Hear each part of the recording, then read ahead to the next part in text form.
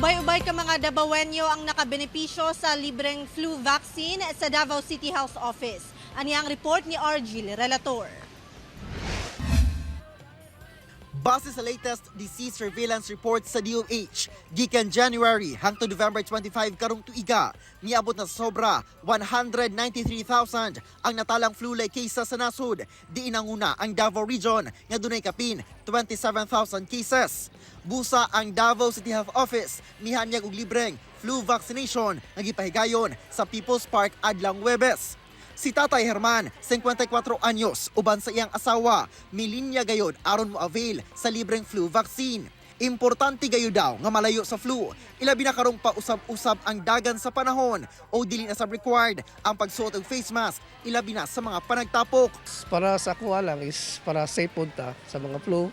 Kung napay gani pneumonia, mas pwede pagkita. Wala sab gipalampas sa 75 years old nga si Lolo Eufronio ang higayon nga magpapakuna kontra flu. Kini agig pagprotekta matud pa sa iyang kaugalingon, ilabi pa nga nahisakop na siya sa mga vulnerable sector. Bakuna parminti gina ko uway sipyat. Salamat gani kay may libre ga. Mulungtad hangtod Biyernes ang libreng flu vaccination sa Davao City Health Office sa People's Park. Kauban si Metro Awing sa kamera, ako si Argil Relator para sa At Home with GMA Regional TV.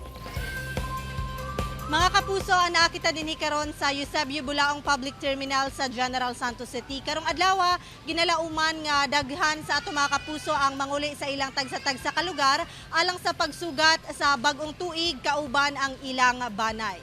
As of 8:11 karong adlaw, hawan pa ang public terminal dinhi sa Jansan. Gani milarga na ang pipila ka bus bisan dili pa punuan ang mga lingkuranan. Apan alas 5 sa hapon hangtod sa last trip alas 10 sa gabi unya, lauman matud pa nga daghan gayod ang mga mobiyahe.